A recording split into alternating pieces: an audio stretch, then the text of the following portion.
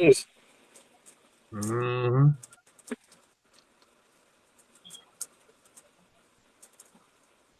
Let's see. We live. Let me go on over the end real quick. I'm trying to make sure.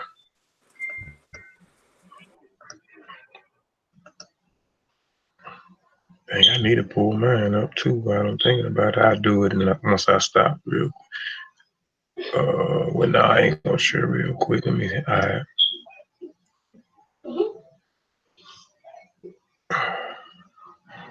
stop. All right, let me go on the other end.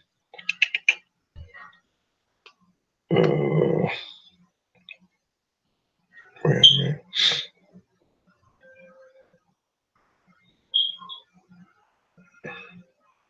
Okay.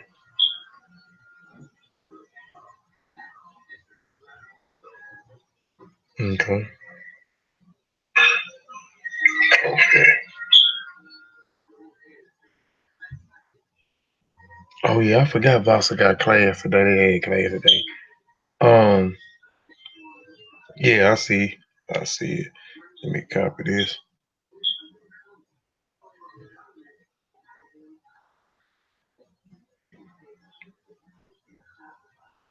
Yeah.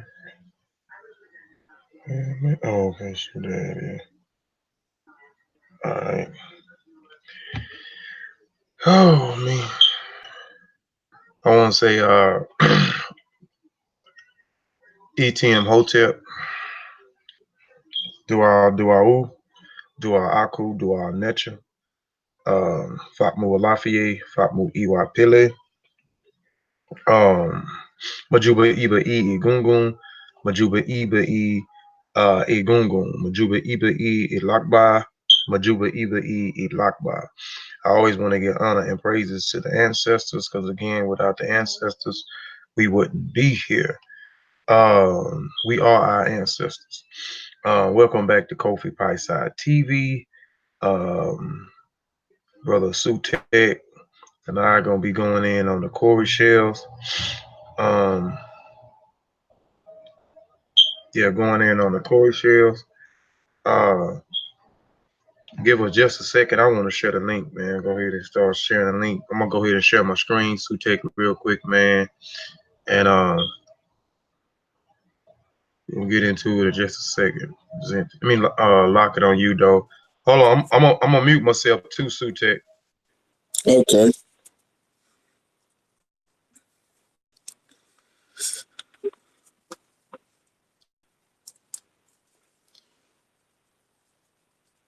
Peace to everybody coming in. Peace to everybody that'll see it later.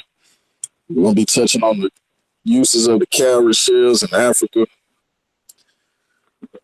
Hopefully, this will be an educational presentation. Hopefully, you take something from it, learn something. My brother Kofi will be coming after me and we'll be building on some of the things that I didn't touch on. So, it's going to be a good, it's going to be real powerful. So, just give us a second.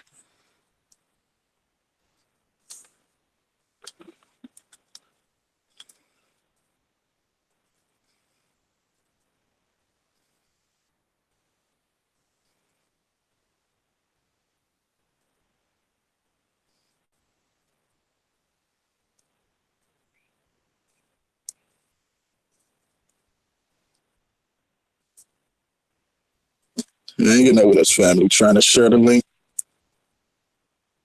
bring some extra people in, let them know that we going live right now. We will be starting in just a minute.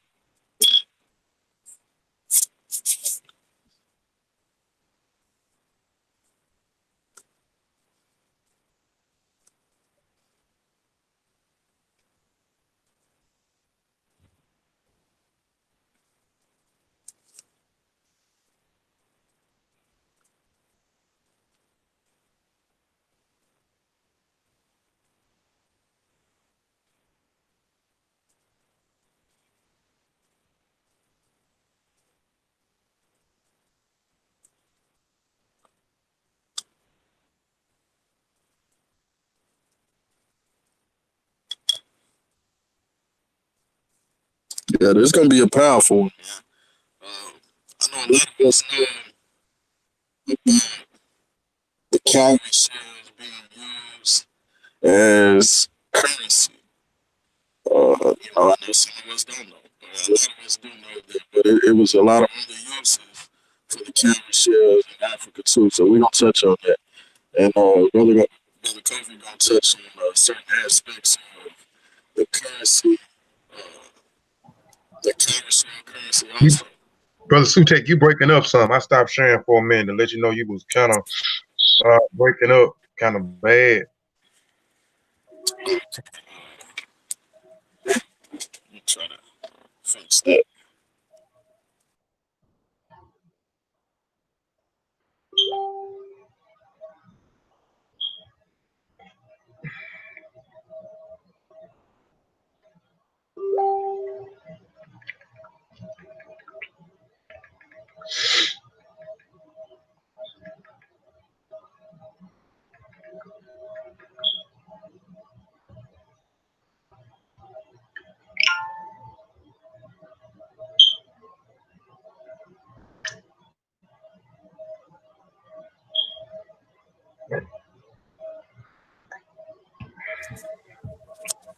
Okay, do I sound any better now? Oh yeah, you sound good now. Yep. I'm gonna go back to sharing my screen. I'm finna hey, let's start up video, man, and we can jump straight on into it. I'm gonna go back and put myself on mute when I share my screen. I'm gonna put myself on mute, man, and play my little intro video to my show, and then after that, man, you can go right on in. Okay.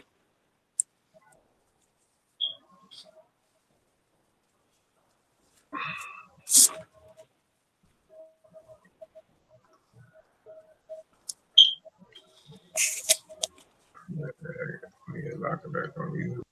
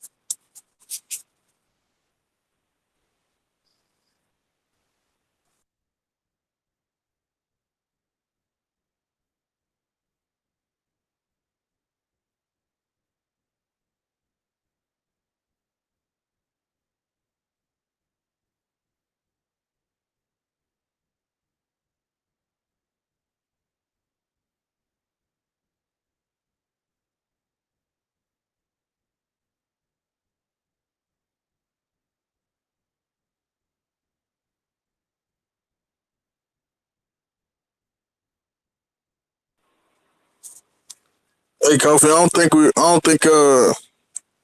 don't think it could be heard.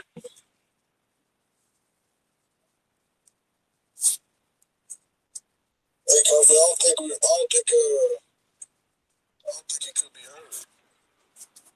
heard. What you mean the intro video wasn't heard? Yeah, I heard a video. Yeah, I muted myself. Oh, okay. Yeah, say something else. Sound like you were breaking up again. Am I clear? You sound a little like you kind of in a hole a little bit.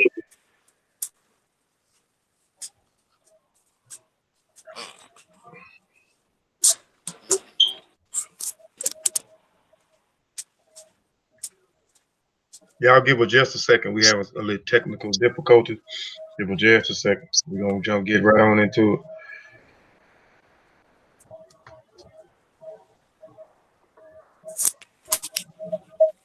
Okay, do I sound better now?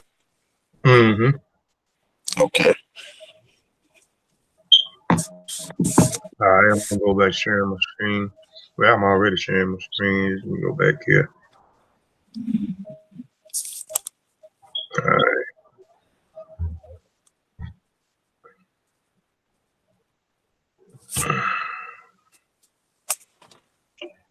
All right. Is it sharing on the other end? Yeah, so Hold on, let me go back. Okay. Are we good to go? Go back on here myself.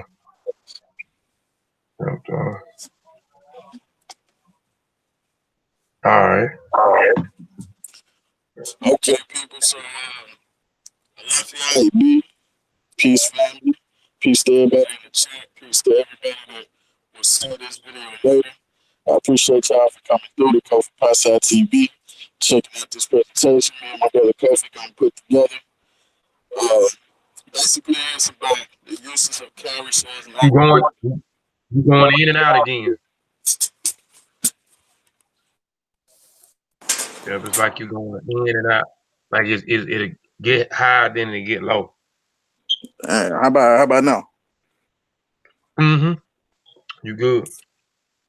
Okay, yeah, just stop me if I start going in and out again. All right. But yeah, we just dealing with the uses of the cowrie shells in Africa. I know many people already know about the cowrie shell being used as currency, but there was a few other uses for the cowrie shells that we're gonna get into. And my brother Kofi gonna come after me and build on some topics that have to deal with the currency uses of the cowrie shells and how they was banned and so on. So let's get into it. Go to the first slide.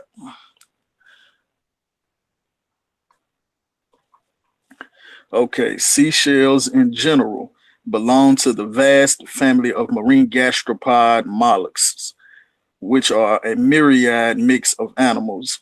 They have been used by humans as food supply. They have been used by humans as a food supply, naturally decorated and collected items from the sea as currency, decoration, adornment, signaling horns, protective amulets, and tools for spiritual divination. Cowrie shells derive from small snail-like creatures native to the Indian and Pacific Oceans became important in the culture and region of Africa. Cowries are generally seen on rocky areas of the seabed.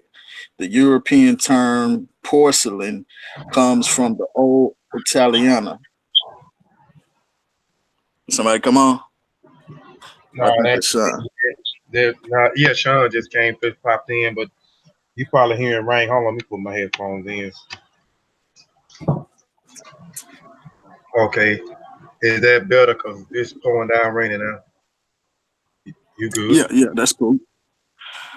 Okay, the European term porcelain comes from the old Italian porcellana, which means cowrie shell, because of its resemblance to the surface of the shell. The Hey, hold word on. cowrie. Hold on. My bad, bro. I'm gonna have to mute myself, man. Zane saying that you sound good, but the screen off, and it is off because any less sound that's make over here is It's gonna gonna muffle, yeah. I feel yeah, it's gonna take it off. Yeah, hold on. Even though I had it muted, I don't know why I did that. okay. We should be cool now. I'll start that over. The European term porcelain comes from the European term porcelain comes from the old Italian porcellana, which means cowrie shell, and they call it that because of its resemblance to the surface of the shell. The word cowrie comes from the Hindu kaudi.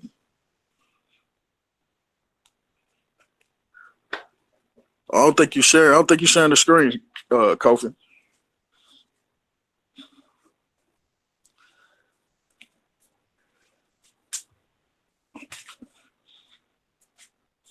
All right, my bad, man. Y'all give me just a second, y'all. We acting like amateurs right now. I am anyway. Shoot. We just having a little technical difficulties. All right, I'm back on there. Let me know if it's sharing across the screen. Yeah, it's sharing.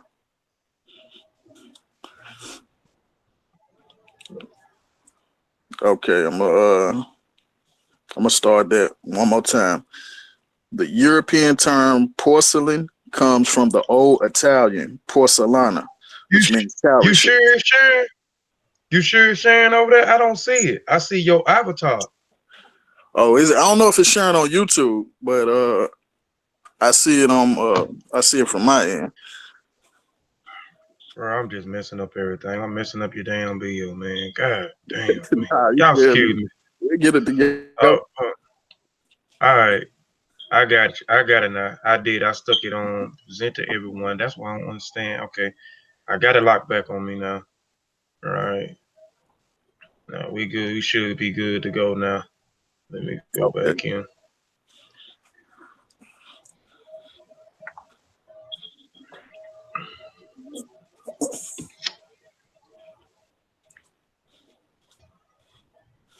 Okay. Yeah, we good to go. Okay, the word cowrie comes from the Hindu Cowdy. We can go to the next slide.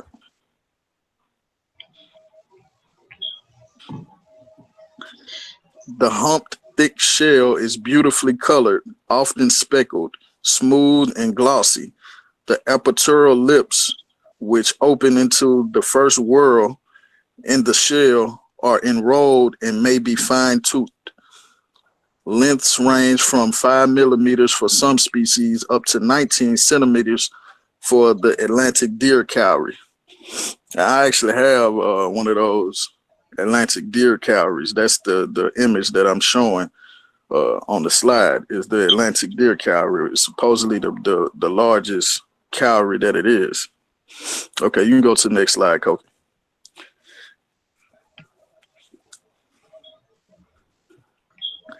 Seashells as a source, seashells as a food source are rich in protein and trace mineral nutrients. Humans' long encounter with the seashells is small compared with their existence in You the going ocean. back out again. You going back out again. Yep. Let me try to go out and come back in, see if that works. Okay. Y'all stand by just for a second. My brother having some technical difficulties on his end. We want to make sure that he's loud and clear. Ain't nobody hate on nobody, Sean. Sean crazy. Ain't nobody hating on my brother.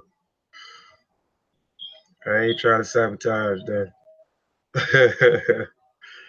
But yeah, just give us just a second. We gonna Okay, how do I sound now?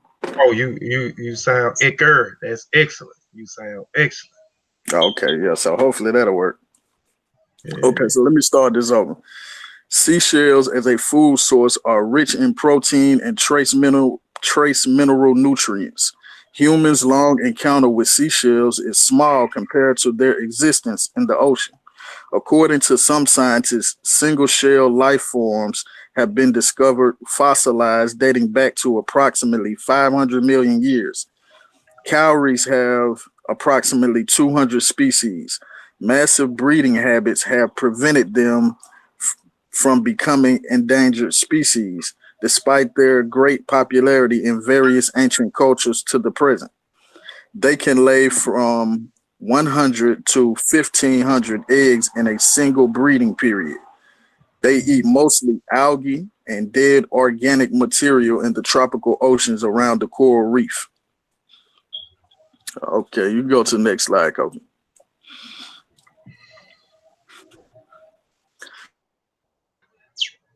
From the Neolithic period onwards, cowries with their dorsum or rounded back removed made an appearance in ancient Kemet.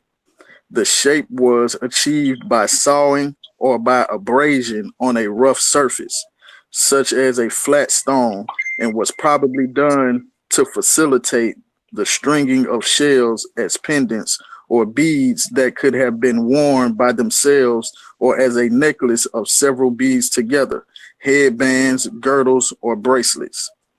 Removal of the dorsum also enables these shells to be displayed together in a large number as a flat chain, making them convenient to be worn in groups as a belt, for example, or to be sewn into clothing. This firm of modification also ensured that the base of the shell would remain in frontal display. So basically, it's saying they will modify the shell to make it stay in place, as opposed to the round back of the shell and being flimsy and moving all around. If you flatten the back, it will stay in place. So that's basically what they did for jewelry and belts and girdles and necklaces and so on. You can go to the next slide, Kofi. Ethnographers, cultural historians, and archaeologists alike are in general agreement that the symbolism of the cowrie shell is linked with the appearance of its underside, its lengthwise serrated opening resembling a female vulva or squinting eye. Thus, cowrie shells have been commonly interpreted as amulets intended to protect against sterility and to increase fertility and ward off the evil eye and bring good luck. The elongated opening of the shell on its central side was suggestively associated by many cultures. I'm fucking up. Let me start that sentence over. The elongated opening of the shell on its central side was suggestively associated by many ancient cultures with the female genitalia. As a result, cowries were connected with fertility, pregnancy, and hence the recurrent association of cowrie shells with women and young girls. The relationship between the cowrie amulet and the body part protected by it is clearly demonstrated in the Remetz figurines, predominantly displaying cowries in the pelvic area. And I'm going to show an example of that in a couple of slides. I think it might be next slide. But you can go to the next one. Hold on one second. I'm gonna see if it's just on my end now, cause you sound like you kind of going in and out again. Okay.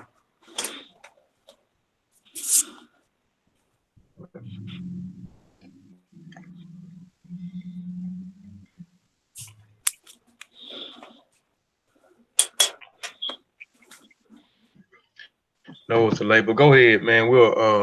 I'll see if you sound like it. I'll stop you, but it kind of sound like right at the end you're kind of going out. Okay. All right.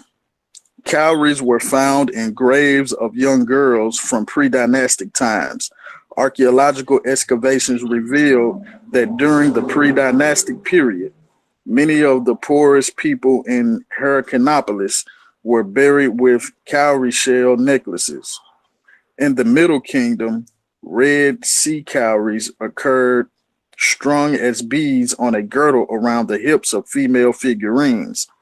The recurring and prominent display of cowries in the pelvic area suggests that the shells were not just ordinary decorative beads, but were probably imbued with a function beyond ornamentation. Cowries were occasionally found adorning animals. The Remetz were especially fond of decorating their domestic cats with cowries, suggesting a protective function of these shells with respect to the animal as well.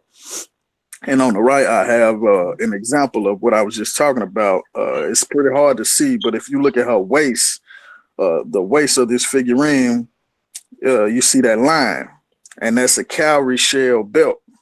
That's like a cowrie shell girdle belt. And on the bottom, say it again. It was used for protection, and when it was it used for protection, and the belt was made for the pregnant for female that was pregnant to protect the child and keep the child from harm's way. Right. Like a amulet, like a magic amulet, like how you use it for its magic powers to keep away evil spirits and so on. So yeah, that's exactly right. Okay, you can go to the next slide. Yeah, okay, and you know go I ahead. have You mentioned no, I'm finna stop, but you mentioned on the slide here, you mentioned the Remish buried their dead with Cowrie shell necklaces on. Remember, I was trying the people is called the Daagba people, the Dara people, and they have some of the same where they actually bury their dead. They in Ghana. They reside in Ghana, the Ivory Coast, and Cote d'Ivoire. And they bury their dead also with the Cowrie shells. They don't actually make the necklaces, but they bury their they're dead with the coral shells as well as I guess they're taking the coral shell. They can't they I guess in some forms that to get over into the afterlife they had to take these coral shells into the crossroads. In some form, I was trying to find out a little bit more information, try to figure out where did these people migrated from. Was they in that region of Ghana that they originate in Ghana, Ivory Coast, or Cote d'Ivoire, uh, or they migrated there from somewhere else. I just hadn't got a chance to look to see if there was some type of similarity there. Then again, it may not be with no similarity there with them burying their dead with coral shells as well. But I just wanted to throw that out there. Yeah, it might very well be used that way, or it might be used like it was used in Egypt, as like an amulet or like a protective type of thing to keep or ward away evil spirits and so on. So yeah, it might be either one of those, man.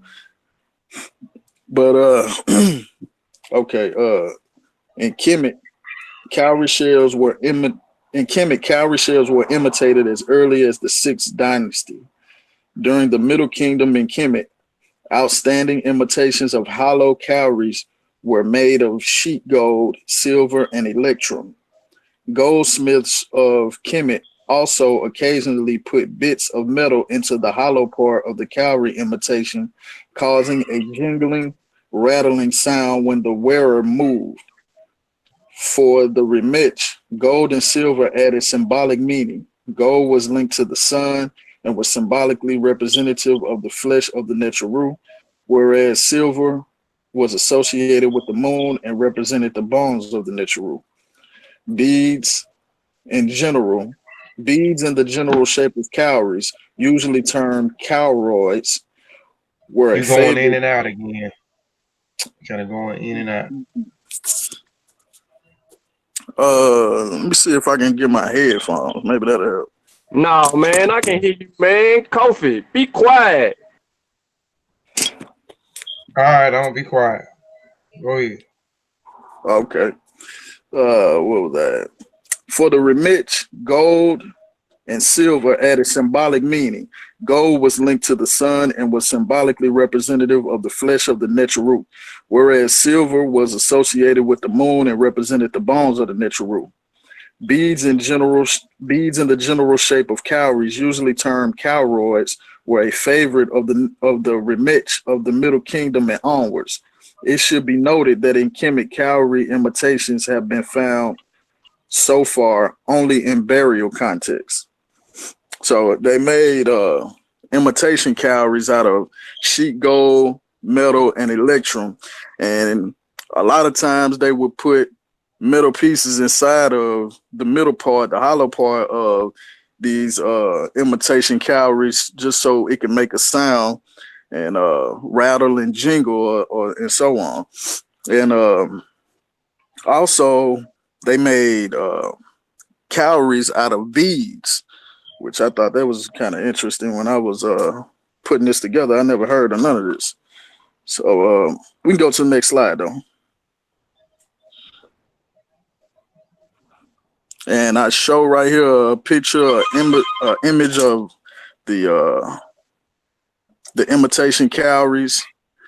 I don't see the metal piece on the inside, but these are the imitation cowries. It's a 12th dynasty amuletic girdle with cowrie shell imitations and electrum. So this is how it would look. Okay, you go to the next slide, Kobe.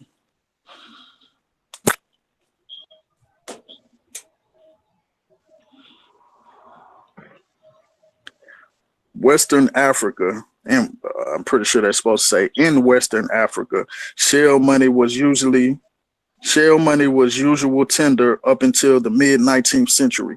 Before the abolition of the slave trade, excuse me, before the abolition of the slave trade, large shipment of cowrie shells were sent to some of the English ports for reshipment to the slave coast.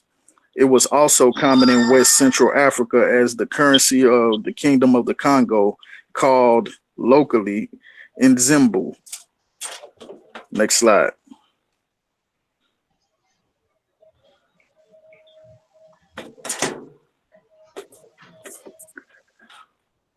On the west coast of Africa, approximately starting in the 14th century, several nations used cowrie shell currencies as a means to acquire goods just as much as gold. Initially, cowrie shells were transported from the Maldives, located in the Indian Ocean, by Arabs.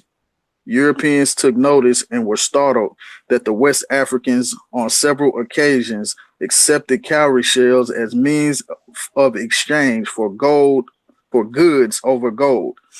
Eventually, the Dutch and English imported cowrie shells into the gateway of West Africa by way of the Guinea coast. Next slide.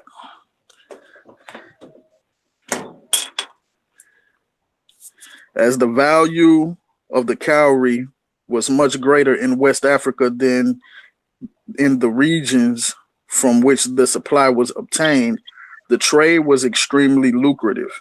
In some cases, the gains are said to have been 500%. So they're making 5 times they money back. The use of the cowrie currency gradually spread inland in Africa. By about 1850, the German explorer Heinrich Barth found it fairly widespread in Kano, Kuka, Gando, and even Timbuktu. Barth relates that in Munioma, one of the ancient divisions of Bornu, the king's revenue was estimated at 30 million shells, with every adult male being required to pay annually 1,000 shells for himself, 1,000 for every pack ox, and 2,000 for every slave in his possession. Next slide.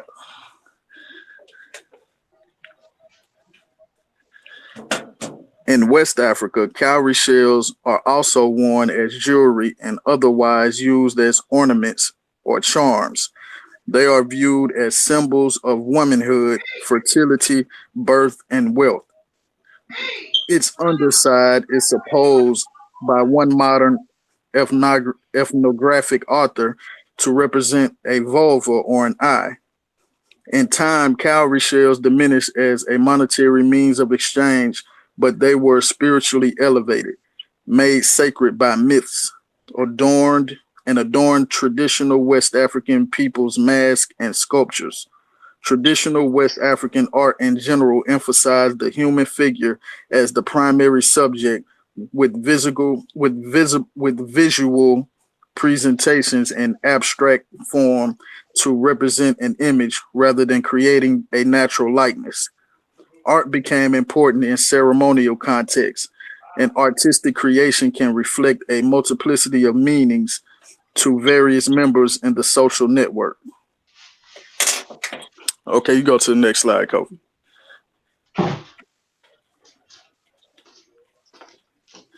This is a mask. I don't know exactly where this mask is from, but it's a West African mask. I do know that for a fact. Uh, Decorated and adorned with cowrie shells. So see, we see now how they used it for currency. They in Egypt they used it as girdles and amulets. Now we seeing in West Africa they using it for masks and art and other jewelry as well. So we can go to the next slide.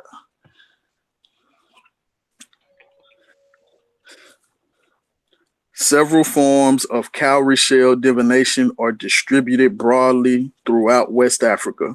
While there are many variants using 8 to 21 cowrie shells, West African derived forms most commonly use 16 cowrie shells on a prepared table or on a mat or on the ground, interpreting the patterns that result, which are known as Odu.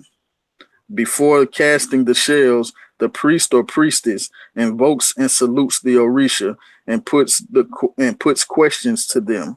The Orisha answer the questions by influencing the way the shells fall on the table.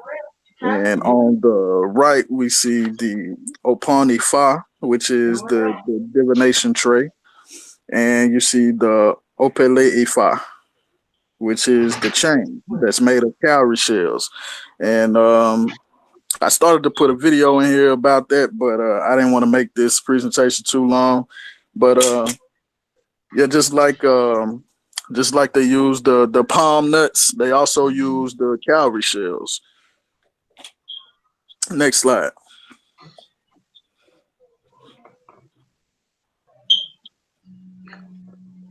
A divination oracle reading with cowrie shells is a ritual that worshippers in the faith believe can move the veils between the spirit and human world to semi-transparency and open windows and doors for positive change. People of African ancestry who are devotees of their traditional religions believe that cowrie shells act as a catalyst to facilitate personal communication with powerful spirits in their traditional religions.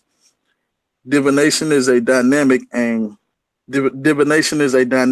complex procedure based on the up and down positions and patterns of the cowrie shells after they are shaken up and dropped on the ground. The position and pattern of the dropped cowrie shells to the ground speak a coded language that priests or priestesses can interpret with insight and wisdom to counsel, encourage, and warn their clients who seek personal information and spiritual knowledge.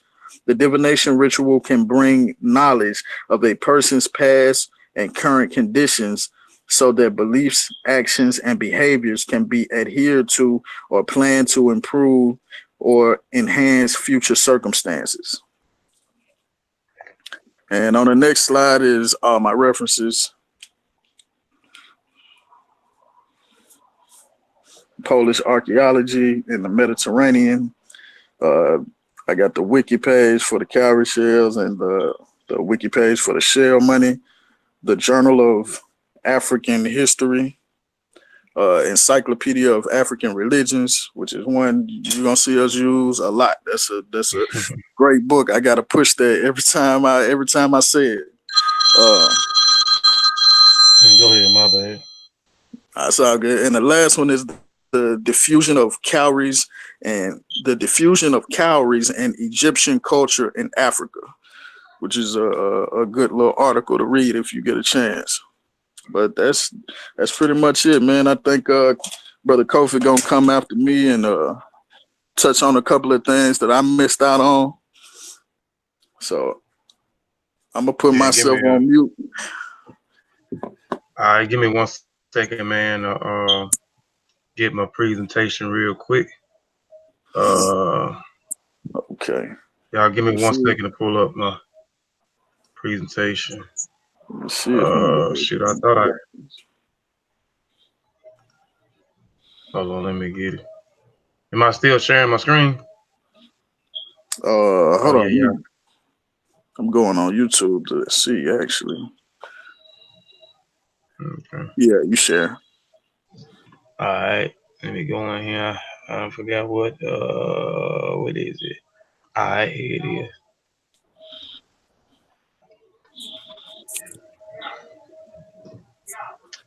Y'all see all them presentations.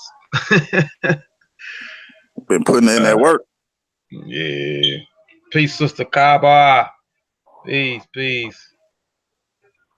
I'm gonna go on mute and see who the hell keep calling me while I'm doing this presentation. All right. So my brother Satep, can y'all hear me clearly? And I see my presentation out there. I ain't gonna go through my formality. Everybody know as I learn, we all learn.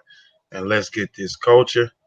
Brother Sutek, went through some of the forms of how cowrie shells was used uh, in Africa. He touched on the remich, using cowrie shells in the pre-dynastic period to bury the dead, how they used to make cowrie shell belts for the pregnant women to protect the babies inside the womb. Also, artificial core shells that they made. He also went into where the core shells, which comes to my question, which he kind of already went into. Where did the core shells come from? The coral shells derive from a small snail-like creature native to the Indians in the Pacific Ocean. He said this in one of his slides. These small shells are these, what we're going to talk about, the mollusks. And it says that the coral shells derive from the Indian and the Pacific Ocean. So these are where the coral shells derive from, the Indian and the Pacific Ocean. Now, seashells in general belongs to a vast family of mollusks, which are a myriad of mixed animals. Cowries and cowrie shells are believed to be the first form of universal money. It is a shell, and there are over 250 species of cowrie shells, but only two in particular, the Capira montia, the Capira annulus, if I'm pronouncing that right, are used as money. There are over 250 species of these cowries, the cowrie shells, but there are only two in particular that our ancestors in West Africa use as a currency. So I have the two different kinds over here, what they consider the white and the yellow cowrie shells. So those are the two Pacific. These are where my cursors at. Are the two Pacific cowrie shells, or the two Pacific species of cowries that our ancestors used. Now it says mollusks, and we talk about the creatures, and it was it's in derived from the Indian Ocean and the Pacific Ocean. So it could be snails, which my brother said snails. It could be squids. It can be oysters. It could be scallops, and it also can be octopus. Now, the attraction of white shells has all of the characteristics required for money: easy to handle and carry around due to its light weight. And again, I'm just focusing on the aspect. He touched on the various notions of them with the coral shells on the mask, the coral shells on the clothing, the coral shells with the divination system, the coral shells with the different rituals in Africa that they use the coral shells for. And he touched briefly on the money aspect of it. A lot of us know about the money aspect. I'm just going a little bit deeper into the money aspect on the currency, how the coral shells were currency, and so forth. So the attraction of white shells has an all characteristic required for money. It is easy to handle and carry around due to its light weight, non-perishable, good for small and large purchase. Its shapes makes a instant recognizable and difficult to forward. The chords also have very little variations in the size and form, which makes them easy to count. And I got a question mark there. Is it easy to count these chorus shells? Because you're gonna start to see this currency, how they build up these currency, and then they use. I'll just get into it so you can see exactly what I'm talking about. But it's gonna be later on. It's gonna become difficult for them to count all these different core shells, especially doing transactions and so forth. All right, here is a picture here. Some individuals here. Uh, you can see them right here with the multiplicity of core shells down here, and they are counting 1,000 core shells right here. They were often threaded into bracelets or long strings of 40 or packed into punches to form greater quantities. For large payments, the shells could be tossed into the basket and weighed to determine their value. 40 cowries made one string. 50 strings made one head, 2,000 cowries total. 10 heads made one bag, 20,000 cowries total.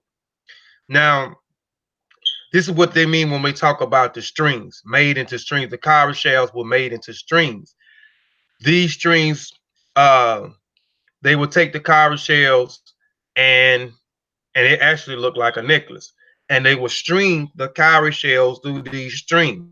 You know what I'm saying? And going back here where it says 40 cowries, which I think this might have been, let me see. The one here, this may be 40 cowries on the string. Uh, which way be value? I don't know what the value may be of those 40 cowries on that one string. Then again, you have 50 strings made, make one head equals 2,000 cowries. So I don't know what this particular value of this cowrie, these strings of cowrie shells will be. Now, history of the shell money. Caravans and Arabic traders were probably the first to introduce the cowrie shells into West Africa, possibly as early as the 18th century. By the 15th century, the shells circulated as money. Now, they're talking about these Arabs. My brother Sutek mentioned the Arabs coming in, possibly coming in with these cowrie shells. Now, again, the cowrie shells derive from the Indian and the Pacific Ocean. So someone had to bring it in to West Africa.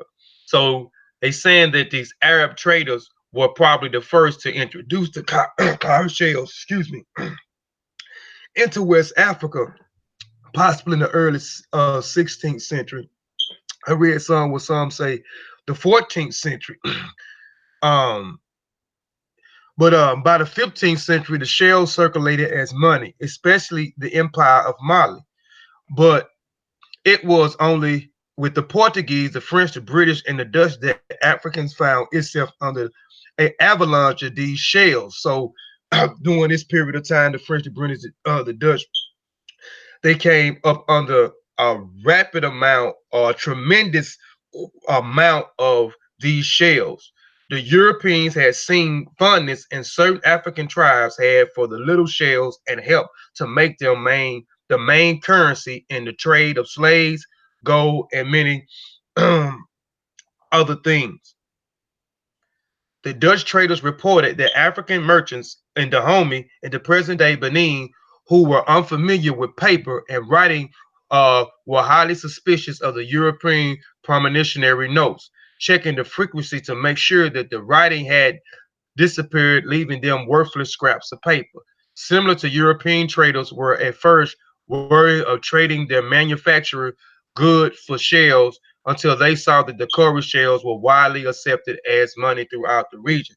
So the Europeans began to use the cowrie shells later on to trade uh, with the Africans in West Africa as they seen that um, I mean, those in West Africa use this seed for some type of currency, for some type of wealth, for some type of status. So they started trading with the Africans as well with the cowrie shells. For a long time, the cowries coexisted with many other forms of currency across West Africa, silver coins and gold dust, but also salt bars, brass, copper rods, horseshoe-shaped millers, cloth currency, beads, and etc. So during the time that currency was the cowrie shells were currency, they had other different currency as well rotating in the society. And again, they had silver coins, they had gold dust, they had salt bars, brass, copper rods, horseshoe shaped millers, cloth currency, and beads. Beads was also a currency as well. By the 18th century, the cowries had become the currency of choice along the trade routes of West Africa and conserved its status as a means of payments and a symbol of wealth and power until the 20th century. Everyday uses. In small villages, trades was the elders responsible and privileged. The goods that villagers produced, excess grain, honey from becking bees, cloth, forged metals, etc., was sold and the process stored in the common funds as obligatory contribution. Elders used to store cowries uh, to buy necessities like tools, medicines, and cattle for a community. So they purchased cattle as well with this currency. Much of the trade and villagers themselves did was in the form of barter and involved no money. And we know this what we did early on. We trade or we barter with each other. You may have uh wheat over here, I may have honey over here. So what we would trade. We would trade. I will give you my honey for your wheat, so forth. And involve no money and a sack of peanuts in exchange for cooking pots, a hoe for a nice biscuit. Trading on a large scale was a speciality of a few groups, the Hassa, the Dayuli, and the Yasa especially. They engaged in bulk commodities bartering that eventually ended up in long distance trade with cowrie shells. Here is a picture here. Individual. I guess he's gonna swap out uh his cowrie shells for whatever this individual has in his basket.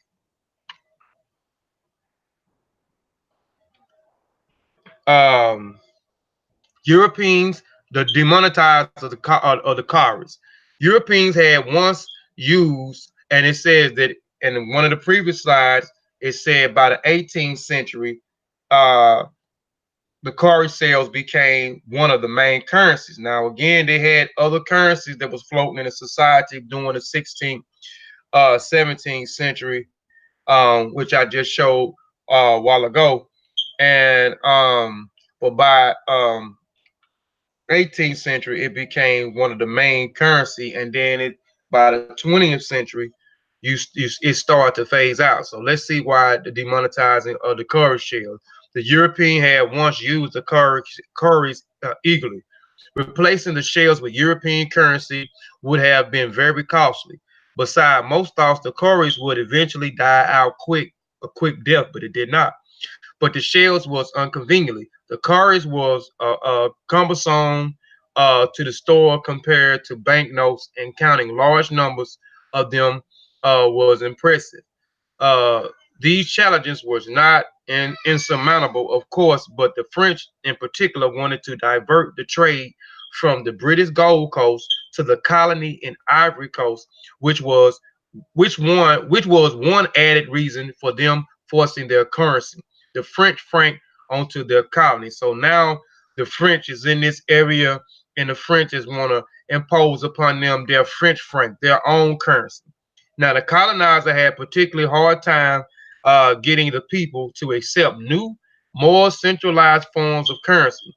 For one thing, the West African was accustomed to the multiple currency coexisting in the market, had no problem with the ideal. And again, the society current the car shells became the main currency, but they had other currency that was floating around. The horseshoe, they had uh, the bees, some form of clothing was uh, a form of currency, and etc. So they had no problem at first with the colonizer, the French that came in and colonized these areas, with applying their own currency, this French franc, because they already had other currencies earlier on that was floating in their society as well as the cowrie shells.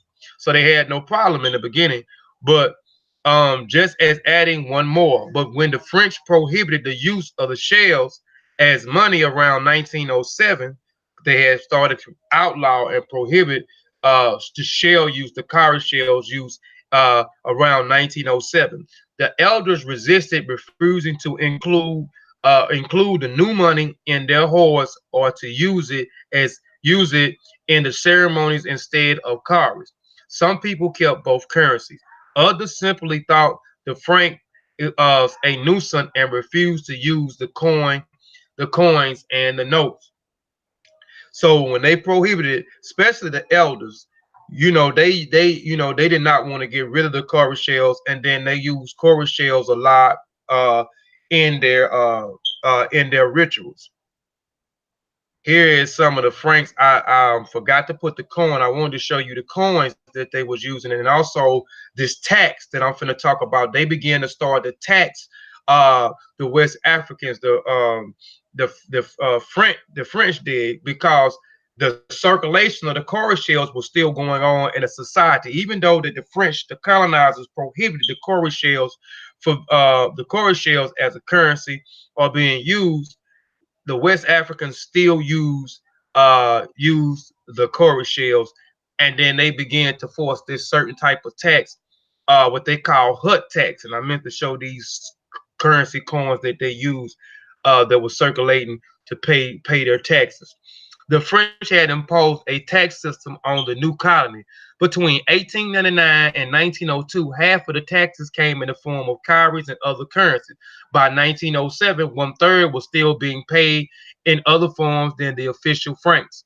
The prohibitions on the cowries didn't do much to change the people habits, though.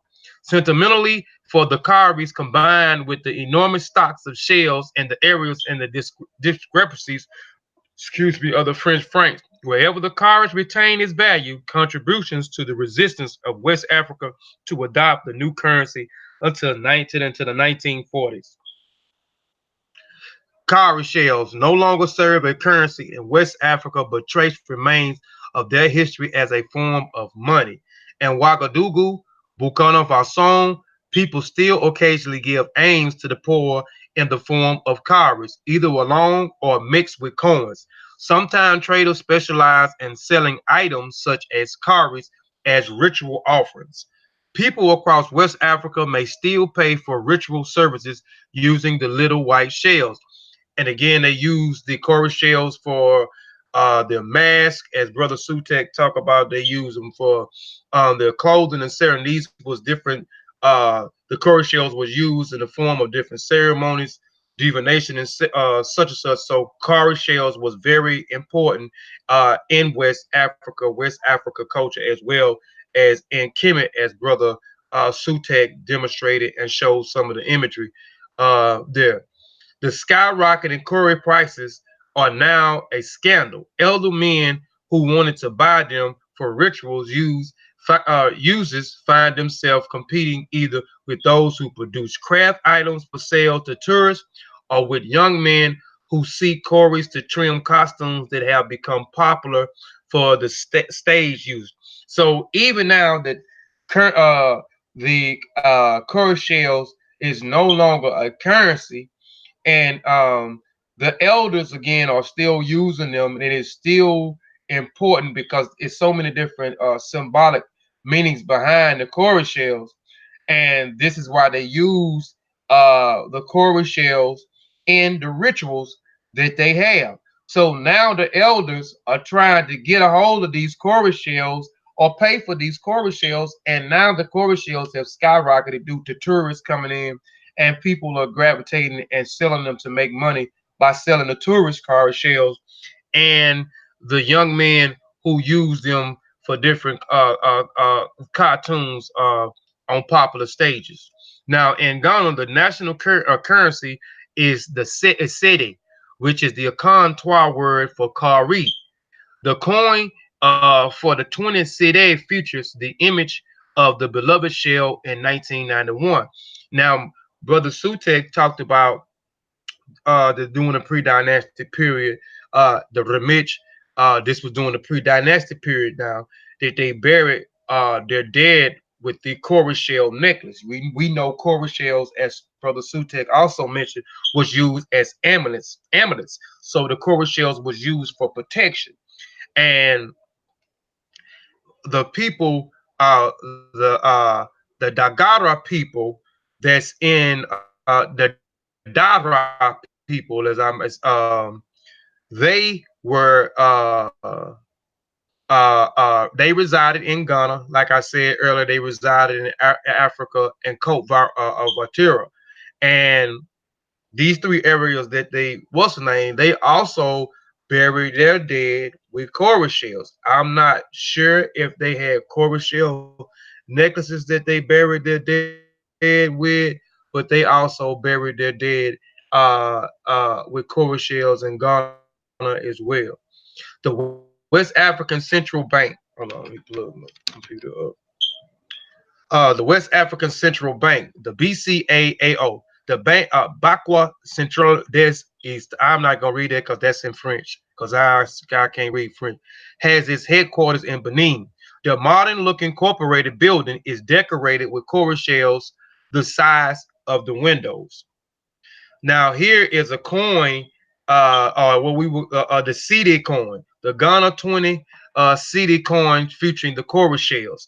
So you can see here, this is their motto that's on the coin, and I don't know if it's Ghana justice and freedom or Ghana freedom and justice, but this is their motto over there, and you can see where they emulated on the coin the coral shell in the middle of this coin.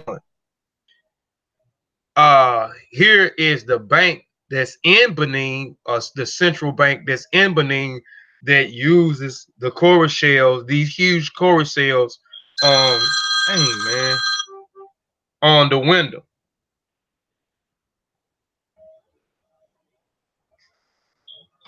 on the window.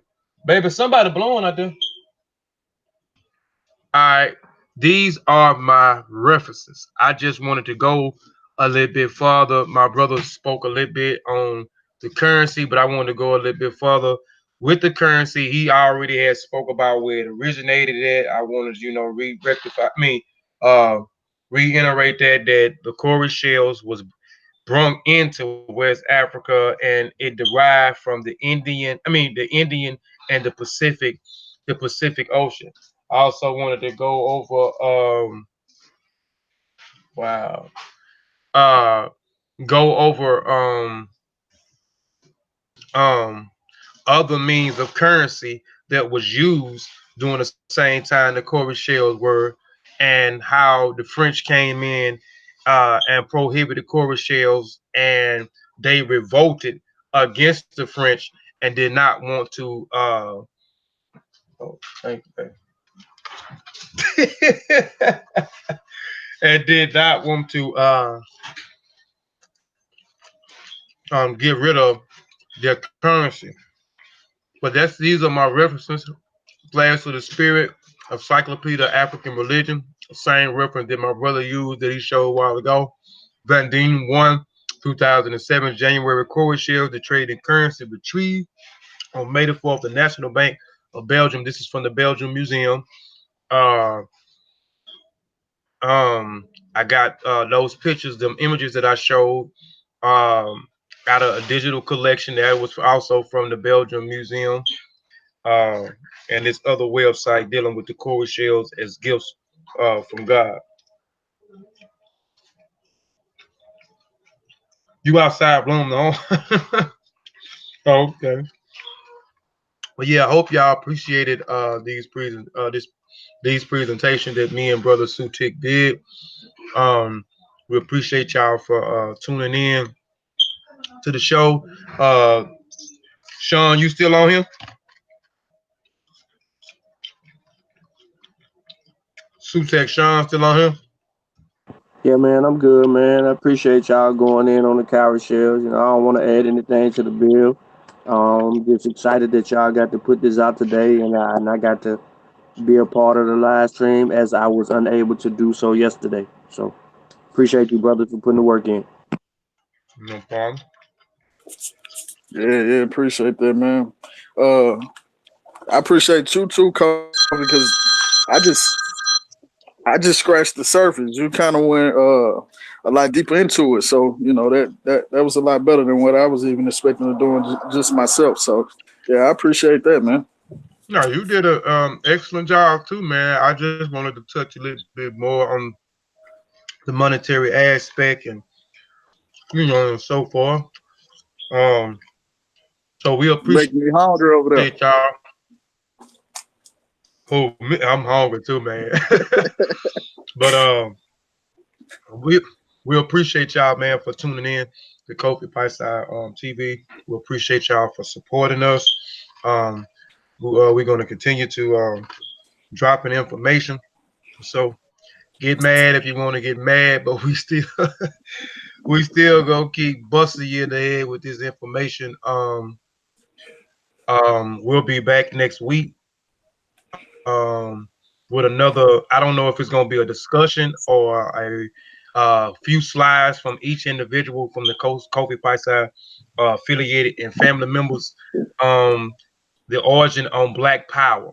So we're gonna be either having a discussion or it's gonna be a few slides from each of us talking about the origin of Black Power. Where did the origin of Black Power come from? So tune in next week for that powerful discussion slash maybe a presentation uh on next week. Also, please go support me and check out my articles. I dropped an article yesterday. Um, I don't know what the name of it is, something, but it's dealing with acknowledging someone's existence and asking the question: do we acknowledge someone's existence slash being? So I talk about in the article, which I did a presentation on a while back on the Master Warrior Can on the Cowrie people. Now it's not the article is not specifically based all around the Cowrie people because I ask the question about how many of us walk past each other and we don't speak, we don't acknowledge. And that's not just only accustomed to the Caribbean people in East Africa, but in most ethnic groups the same. I talk about the Zulu people a little bit in their greetings. You know, they're greeting each other and acknowledging someone's existence and their culture. Um, in order to exist, someone has to acknowledge you, acknowledge your being. So I touched that a little bit at the end. I talk about how important greetings are, even in the business. So I give examples, even in business. You know, that train their employees special in these convenience stores and other levels of business, how important it is to greet and what is greetings, what is posture. And then I go into the certain different forms of greetings that the Cowrie people give um, to each other, the different forms of greetings that do it specifically due to time, due to age, uh, due to how old each other is, and due to eldership. They have different greetings for those four different variations of greetings, and they may change at any time. One young man might become an old man. I'll talk about that a little bit in the article. It's a nice article put together, so please go out and check that article out. And I did one 2 weeks ago prior to that. Does the conscious community have good character, and are we practicing good character according to African traditions? Where I talk about the conscious community, it's well put together, and the role. What is the role of elder? What is the elder and what is the role of an elder? So those are three, and it is on www.kofi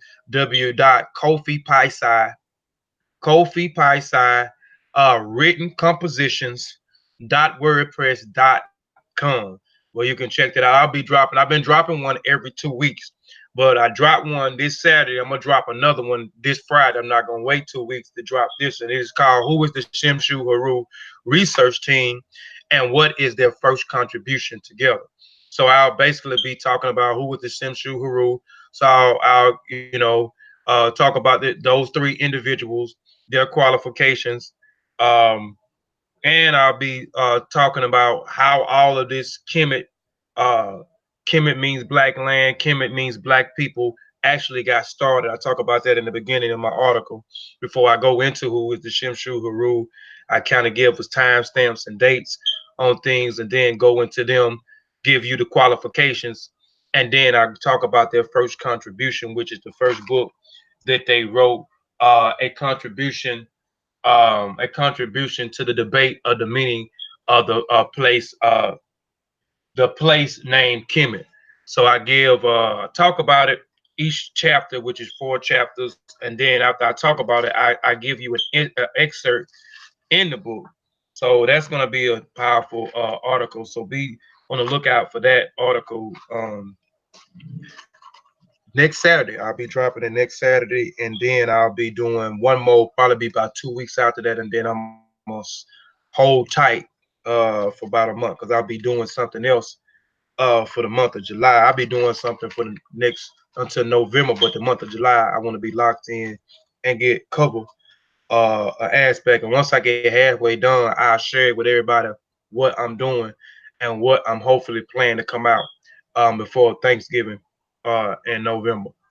So I want to talk about it now. And then it don't come out. I want to at least get halfway done or over halfway done before I speak about it. But that's all I have, man. And So while you COVID, know, while COVID is on that hiatus, uh, my next presentation I'm working on, it'll probably be my next one. Don't quote me on that, but more than likely it'll be my next one. It'll be called the Arab racist thought of Black Africans in medieval times. So basically, I'll just be dealing with and touching on the racist thought of these pale Arabs and how they thought of us in medieval times. So I think that'll be interesting. I don't think I would really heard too many people touch on that. And like I said, we got to start getting into this Islam and these Arabs. So that's what I'll be doing. One more time is the Arab racist thought of the Black African in medieval times. So that'll be coming soon. yeah, I'm finna put that in there right now, by brother Baraka. Give me just a second. I'm finna put it in there where you can go check out the my few articles. But I'm not the only one writing in the Masa. You got it's in there right there, brother Barak. Let me know if you got it, man. Um, got the article. But yeah, check it out, man. Y'all check it out. Check those articles out, man, and let me know what y'all think about those articles that I'm writing. And like I said, I'm not the only one in the Masi writing. You got brother Inaharet Sean Calfunny, who's also writing and actually inspired me to get off my butt and start, publishing some work. So the last one he did something surrounding the book as well. Well, actually surrounding the ASCAP conference that's surrounded around um, the debate on does the around Kemet means black, Kemet means black people. So go check that article out. So after he wrote that, he didn't wrote many before that, but just his hard work kind of inspired me. And that same day I read it is the same day I started working uh, back on my first article, and from there I've been writing every since. So I got 3 articles out that I'm put out in the last month. I have another one coming this Friday, and then after that I have another one. I don't know exactly what the name of it's going to be after I publish this one this Friday, but it's probably going to be raw. Um, what is it? He kind of gave me an idea for it. Raw data. Raw data, raw data, but it's gonna be raw data something something. It's gonna be based on the book that I already have completed, the raw document, the understanding of raw and its many manifestations. I have a book, and I took some information from that book, and I did a show maybe a year ago or a year and a half ago called the 75 Names of Ra on Kofi Paisa TV. So I may do an article, and the article gonna be around why the book has not been published. I know people been looking at wanting the book, and then people been few people seen some of the stuff in the book early on, and that was some of my Seshu Ma'ani Melanetra family, but they didn't see the end result. And maybe I'm gonna do something on why the book was finished in 2007, and I still haven't put it out. And then I give some brief, detailed information uh, in the book. I give some information in the book and put it in the article, and that'd probably be the last article uh, for maybe a couple of weeks. Maybe it's going to be, I know, at least a month, because like I say, I'm going to be working on something real heavy for the next month and try to get that some of it accomplished, and then each month up until hope to be finished in October, and then maybe in October I announce what it is and when it will be possibly dropping or whatever, or when I'm getting ready to turn in the file. But again, appreciate y'all, man, for tuning in, man. Um, Again, y'all could have been doing anything else with y'all time, but y'all tune in, man, to listen to what we had to say, and we humbly appreciate that. Please continue to support us. Please support the platforms that we own. Please support the Seshima Ani Metanetra group. Please support Kofi Paisai TV. Please support the Mossy Warrior Clan. We're gonna continue to bring you this solid information without any confusion at all. And again, we don't mind being critiqued. We keep our sources up there. You can vent and go through our sources. That is the only way that we'll be able to learn. So again, we want to say well, I want to say Moriri, which means Moriri. I want to say do out, man. So we out, man, and we'll see y'all next week at 6 p.m. on Kofi Paisai TV. We'll see you Sunday on Mossy Warrior Clan. Sean, you doing something on the Mossy next week? I don't know if Sean's still on here, but be tuned in. I think Sean will be back up on the Mossy next week because I am tired. But we out, man. Peace, man. Peace and black African power, family.